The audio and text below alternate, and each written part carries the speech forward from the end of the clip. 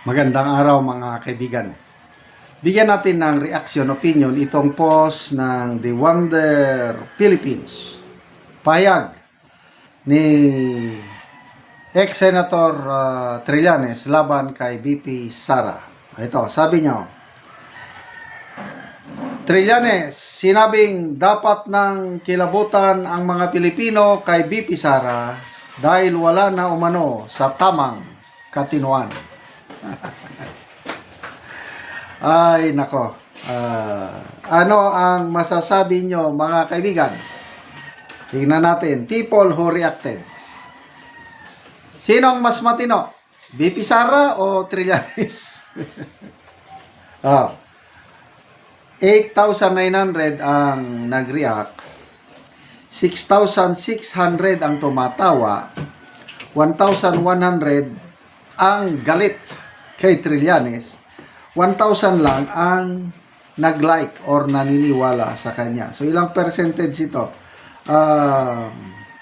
Nasa 90% hindi naniniwala at galit kay Trillanes. 10% lang ang naniniwala sa kanya. Comments. Basa tayo sa mga comments.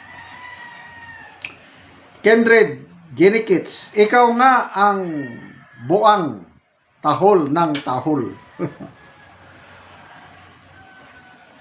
Sile, Claro, look who's talking. Rosalina Bayon, may tama ka naman. Bobs Domie, talking to yourself in front of the mirror. Terry Lim, coming from you, then back to you. Dads Pantilo, are you talking to yourself? Yeah. Sophie Cliente, he's talking about himself.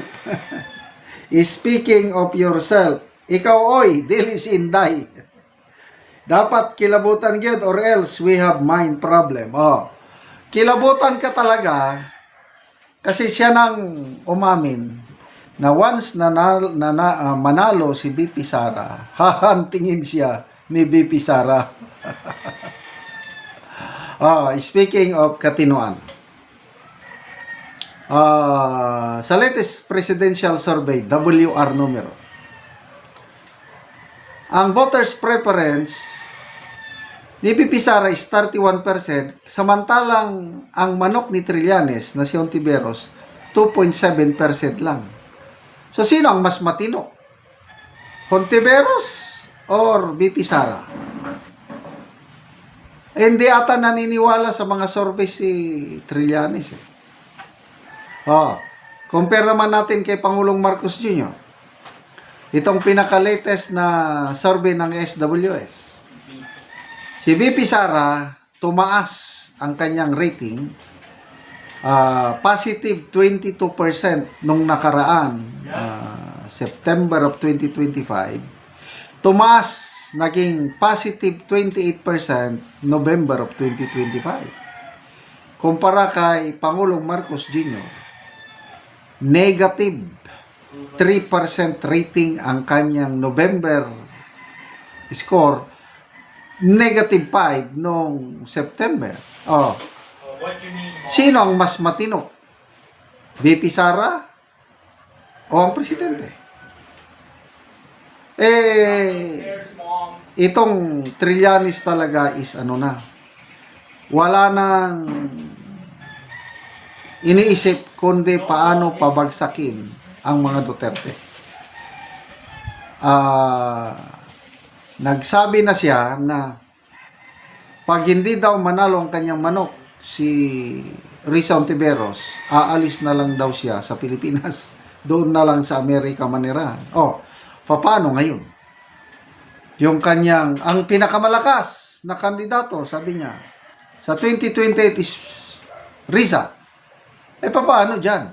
Yung kakamping mismo. Wala pang nag-endorse na kakamping kay Risa Ontiveros maliban lang kay Trillanes. Lahat ng kakampings ang sinasabi si former VP Leni Robredo ang pinakamalakas na kandidato ng United Opposition. So, paano yan? Sinasabi ni Trillanes, kung gusto nating manalo, dapat handa tayong unite sa Marcos. Ano ba yan? May matinong pag-iisip pa dyan, yung dati nyong isinusuka, never again, sinasabi nyo, binabatikos yung mga Marcos. Sinasabi nyong mga magnanakaw, diktador, mamamatay tao. Tapos ngayon, makikipag-unite kayo? Sino ang may may katinoan pa ba sa pag-iisip? Yung dati nyong sinusuka, ikinakain nyo? Yun ang mga tanong na sagutin nitong si Trillanes ngayon. Dahil ang laking problema nila, dahil up to now, wala silang maiput up na malakas na kandidato laban kay BP Sara. Kaya ito, impeachment lang ang kanilang pag-asa. 3 impeachment na ang naisampa laban kay BP Sara. At this week, starting Monday, tatalakayin na yan sa Committee on Justice. At ako, kung akin yung tatanungin, nakikita ko na makakapasa sa Committee on Justice. Makikitaan nila ng sufficient in form, sufficient in substance ang mga impeachment labang kay BP Sara. Ang problema sa plenary. Mismong House Deputy Majority Floor Leader na si Congressman Lawrence Defensor ang umamin na mahihirapan sila na makakuha ng 1/3 of congressmen para i-endorse ang impeachment ni BP Sara sa Senado. Bakit? Dahil nag-aalanganin ang maraming congressman dahil nakikita ng mga congressman gaano kalakas si BP Sara sa taong mamamayan. Gaano siya, yung mga numbers niya, steady. Siya palagi ang pinakamataas. So ayaw ng mga kongresista ngayon na isugal ang kanilang career, ang kanilang pagkandidato sa 2028 laban sa magiging presidente ng Pilipinas. So good luck, Mr. Antonio Trillanes. Salamat mga kaibigan sa inyong pagsubaybay sa ating channel. Nakakatulong kayo ng malaki sa tribong Talandig ng Bukidnon dahil ang income natin sa channel na ito is pantulong po sa tribo. Namimigay tayo ngayon ng mga libreng yero at pako para makapagpatayo sila ng mas maayos na tirahan. Panoorin nyo ang video na ito. Karon mao niyang matagaan si Kuya og yero. So mo ni ang ilang balayan, ilan ang gibungkag tungod sa ka-excited nila. So gibungkag na gid nila kay ilang pulihan. So mo ni. So diretso na lang sila mag-atop. So mo ni lang kahimtang. So silupin lang ang gipang kanan ni sa pana lang og silupin diri sa gawas. So atong sudlor aron atong makita gyud kung ano ang kahimtang gisulod. So diri sa sulod bang sapahan na lang gyud og silupin.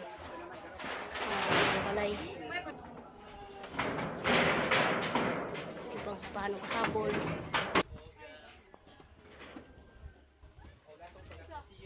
So mo na nga ilang gibungkag na sa ilan ang pulihan ang ilang abuhan ang ilang balay. So man naman nila bungkag kaya nakalaan naman sila, so mag-atop na lang sila.